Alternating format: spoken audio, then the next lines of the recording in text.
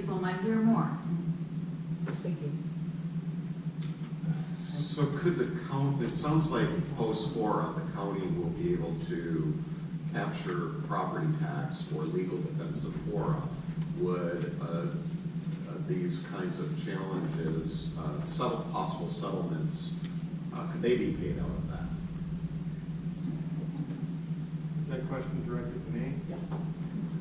I would not assume that the county can continue to collect property tax to cover litigation expenses that may not have existed at the time FORA dissolved. Yeah. You know, this, as I understand the statute, it only applies to obligations that exist as of the moment of dissolution. Could I follow up? So what if there were litigation, let's say related to the IR, for example, that then carried over post FORA, and in essence, if those projects were taken up by the JPA, it would have been, the legal challenge would have been made prior to June 30th, but carries on post FORA, but involves the JPA. You're saying, would the JPA be able to apply for those funds in that case? Well, as I understand the likely direction in which things are heading, there would be a certification of the EIR after it's been finalized, but no action on the project. And the advice that we've received from the secret counsel is that presents a fairly low risk of litigation because the statute of limitations doesn't really open until there has been a project. So given that background, I think the scenario you mentioned is unlikely to arise. Putting on my county hat here.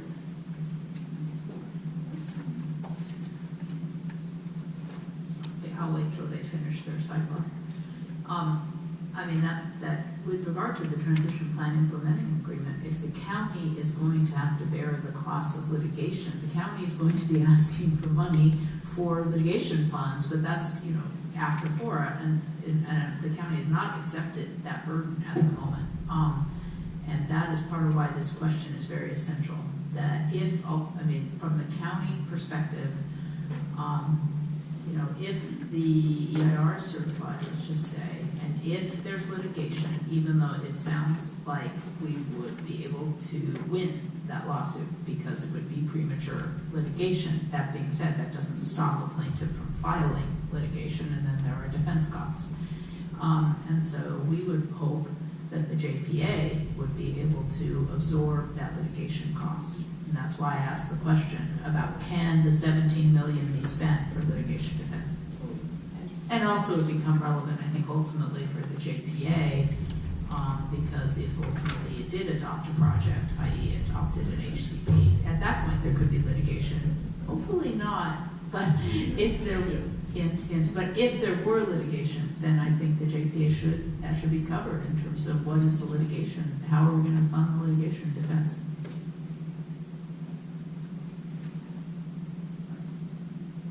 Chair? Yes. Oh, okay. I didn't know. Kind of going around the table.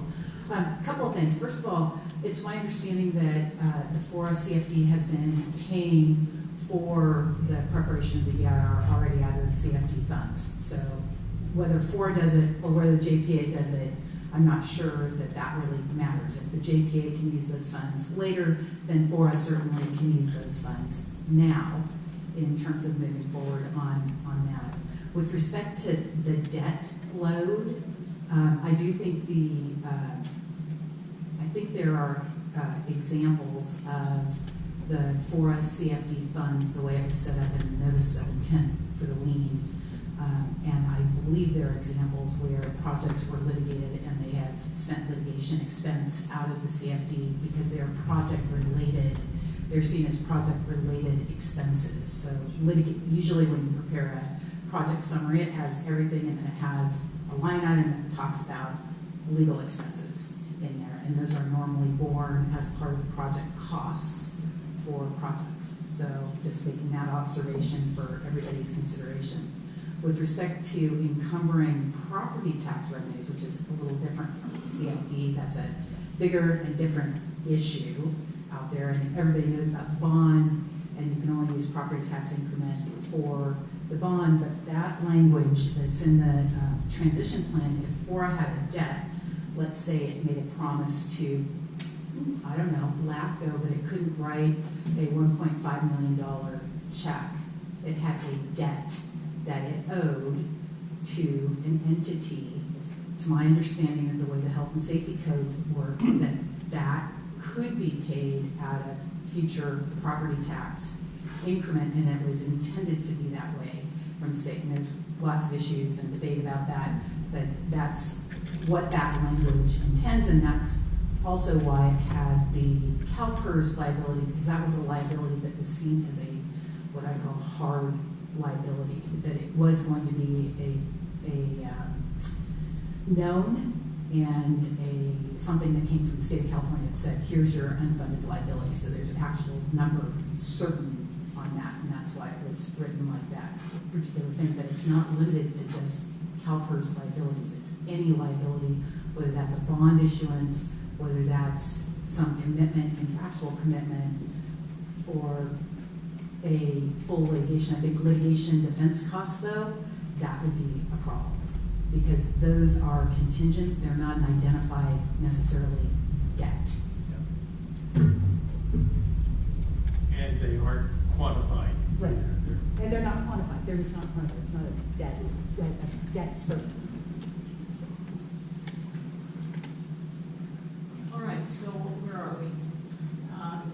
So what you want us to talk about, Kendall, is if no habitat cooperative has been formed,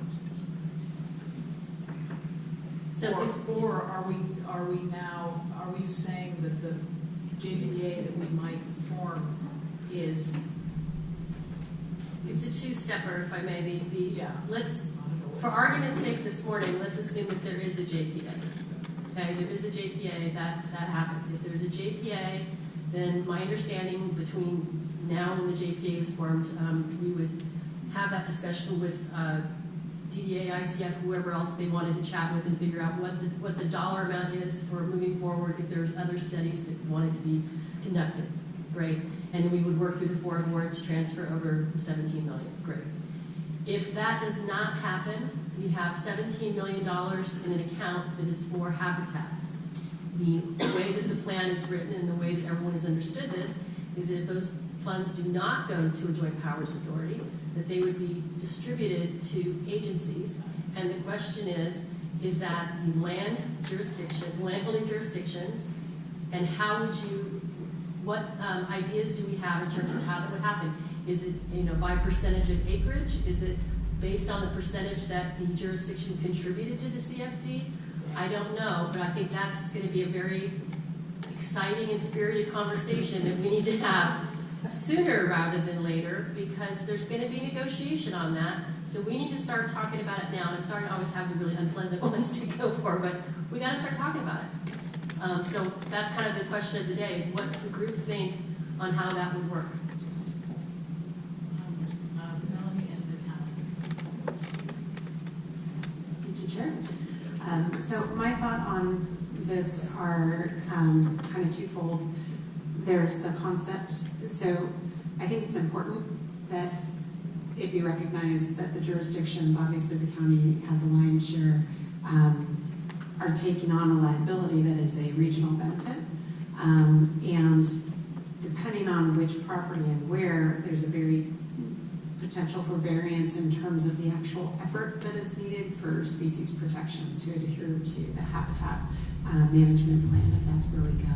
So I think just a base premise that any distribution, these should remain for habitat management funds, and any distribution would be somehow a formula that looks at kind of effort of needing to manage those properties going forward. I would think some sort of formula based on acreage and species protection effort. I don't know exactly what that would look like or how you'd come up with that, but I think the base logic is sound. I have a question that I think needs to be considered as a part of it. For example, with the county, we have an existing developer that had to get their own individual take permits because they were moving ahead of the HCP. However, that development has been paying into the HCP. That's going to be a challenging conversation that we have to have with the developer now that our term's coming up. And so I do think because everything had been predicated on some level of assumption that the HCP would go in place and this ongoing monitoring would be absorbed. So I also feel that accounting for development that moved forward that now cannot rely on the HCP and working with the jurisdictions for assuming those, how to work that out with the developers to assume those existing obligations. There had been some prior discussion about possibly keeping a pot for future development. I personally feel that doing the base level habitat management is going to be a sufficient amount given the amount of funds we're really talking about, and will be necessary in its entirety to be able to have a solid foundation for then as future development were to come, there could be potentially a formula for mitigation payments into above and beyond. So I would, on behalf of county staff, at least put out the idea that we not entertain reserving a pot for future development unless our numbers are way off and we have tons of slush money left over from the 17 million. Alan, and then. So I have a question and a comment. So my question for staff is the way the transition plan language is written, am I right in understanding that it essentially designates the authority to decide to the board whatever method as so long as the money is spent on habitat management? Okay. That being the case, I think it would be best for us just to think about what is the most fair and equitable way so that we can, you know, even though the board has that authority, other folks have the authority to sue. So we want to make sure that as much as possible, I think all of the needs for habitat management at the table are met.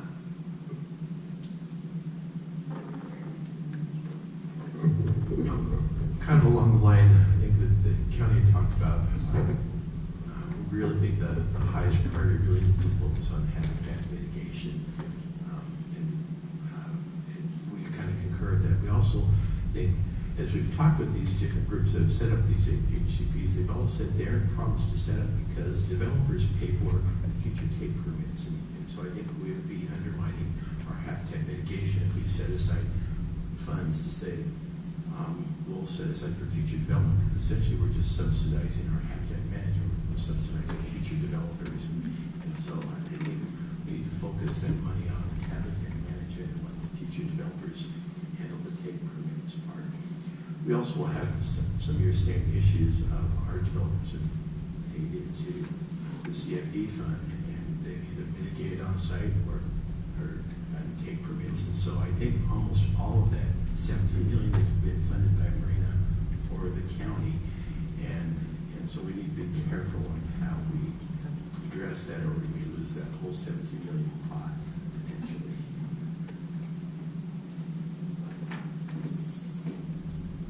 I'm surrounded by people that have articulated many important things, but I want to go back to this and this language. What Kendall articulated was, we need to change this language. We're looking for that we are going to delegate or put into place a habitat cooperative that would step into the place of FORA and would take responsibility at some point, the 17 million, at some point decide if it's going to do an HCP, modify agreements, etc., looking at funding that. That's option one. And if we couldn't get there, that group would decide what happens to the money. I'm much more in favor of option two, which I think Wendy was trying to hit on, was that this plan needs to specifically state there's going to be, if you create this JPA that steps in the shoes of FORA, that's great. And part of that JPA is that if you don't go forward to the HCP for the base-wide permit and you're all on board and you all sign the contracts and you're happy, that that the FORA board, the delegation in this plan needs to identify that if that JPA folds, the distribution is equitably set forth. And that equitable distribution, I agree, is by, I think Melanie said it, is the, how much acreage, what is your cost to take care of the salamanders and the San Gilead, and each of those have a different cost, which is what we've been trying to get at.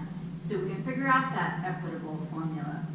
So I am much more interested in making a recommendation to the FORA board that this language in habitat funding in the transition plan articulate, we're going to give it to a JPA, but the condition is the JPA incorporates what is the habitat management plan responsibilities and the allocation if you cannot come to an agreement. And that is predisposed in 2020, not 2021, so that everybody knows where we are. Wendy and then Sharon. Okay, well, I just want to make clear, I'm not speaking as to policy issues. Supervisor Parker, Melanie.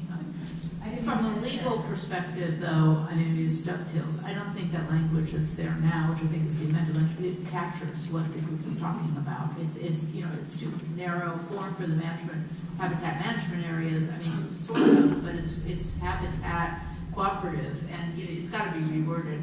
I also think the May 1st, 2020 is wildly unrealistic. Understand we have to get by June 30th, but I'm looking, the Board of Supervisors has like very few meetings between now and May 1st of 2020, and so this JPA, once it's written, has to go around to all the city councils, and so I think May 1st is kind of a poison pill, actually.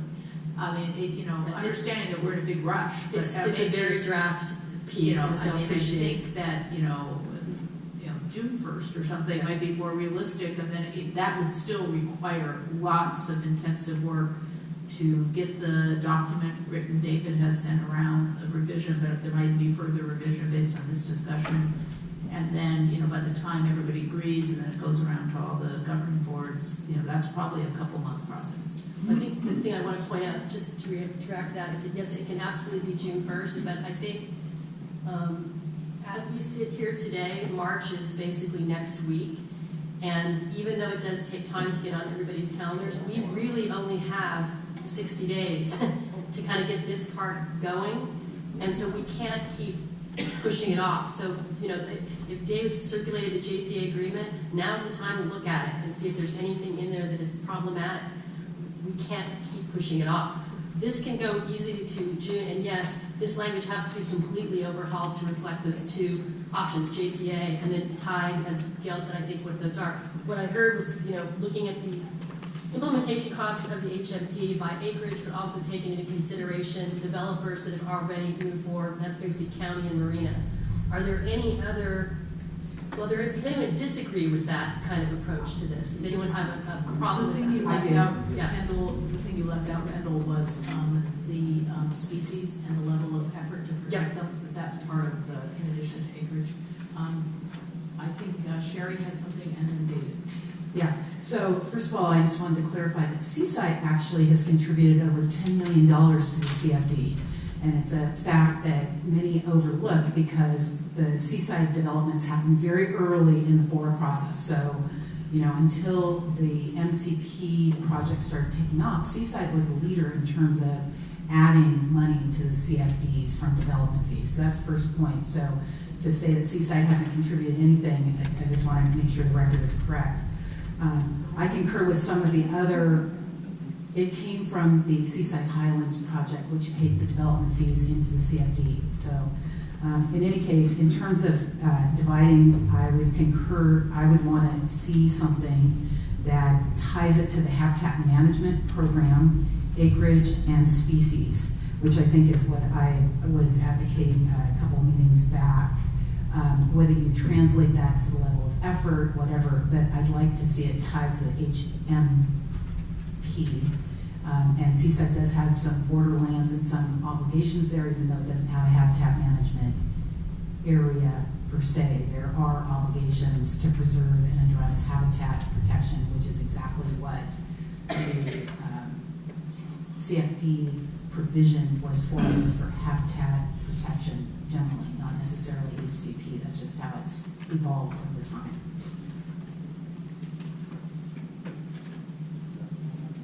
If I might speak to the May 1 date, that was there with the concept that if it became apparent that the Habitat Cooperative was not going to gel, we needed time to develop a Plan B.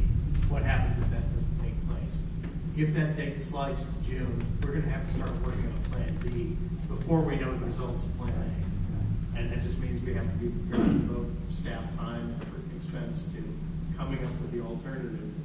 Because given that sometimes it takes 2 votes to get something through the FORA board, if we're waiting to June 1 to get started, Plan B will never happen. But isn't it true that this discussion today is helping us along those lines? We're getting closer to understanding how we might distribute the money if there's no habitat cooperative that implements the habitat plan. So I think we're helping ourselves. Plan D are in this language already. Yeah, it seems like Melanie?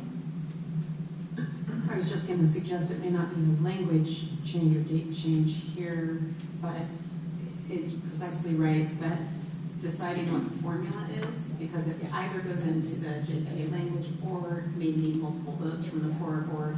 I think putting that front, and that should be done probably on this time frame, whatever it looks like, to ensure it can get through multiple votes to the FORA board. But recognizing that to get all the agreements in place, if we're moving forward, we don't want the poison pill to get the agreements in place. So it's 2 different timelines, not to slip, but recognizing processes. Alan and then Dina? So I think the conversation makes a lot of sense to me, looking at the percentage of land and also looking at the species. If I guess that's a question also for staff, like how difficult is that going to be to figure out what the relative cost is? I don't know. But then my second thought has to do with the possibility, what if not all of the entities choose to join a JPA? Some do, some don't. That creates a whole new ball of wax. I mean, one thought would be if we want to really create an incentive for everybody to agree by May 1st, we say all of the money goes to a JPA. That may not be the most fair. Thank you, Chair. Yeah, I think it's a really productive conversation. I think Del Rio's is supportive of the direction. The point I'd like to make is that it seems to me that the structure we've talked about to include in the transition agreement ought to be simultaneously captured in the draft JPA language, so that we can plan in parallel as we move forward.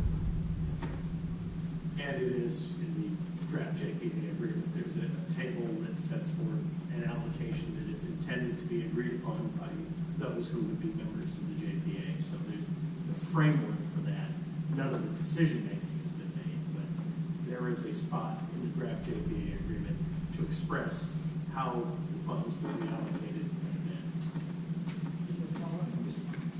Just to be clear, I think there's been great conversation today. I hope it's captured in the minutes and summarized so it can be actioned in the language here. And I hope that same language, whatever that becomes, goes into where the sort of placeholder is my point. I'm sure you're considering it already in the JPA, but I think as we sort of crystallize around a more defined course of action with regard to how funds might be dispersed in the future, it ought to reflect in both documents. Gail and then Carol.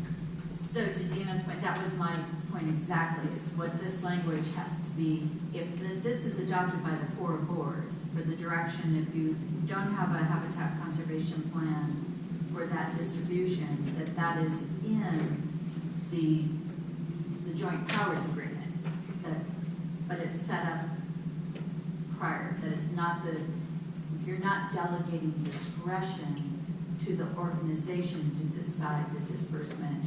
You're delegating a set formula. So now I want to go to that formula, and to everybody's concern. Everything that we've talked about to this date in this committee about the phasing was, phase one is the habitat management plan, plus other things that the entities are saying we want to accomplish in the first 15 years. So that habitat management plan, acreage, species, what's already existed is a second layer. But let's just start there, that you have the habitat and the species, habitat meaning the acreage, and the species is what is that cost? And that's what we're all trying to figure out. So that cost, if that cost is 17 million or if that cost is 20 million, that's the baseline. That's what we're trying to put into this document and trying to put into the HCP document, or a habitat JPA, the Habitat Cooperative. So I'm still waiting for that discussion because I think all of us need to weigh in. The overlay on that is if Seaside's already put, their developers has done something, Marina's developers have done something, the county's developers, that layer, that's on top of that. I mean, we've got to figure that out, but that's a second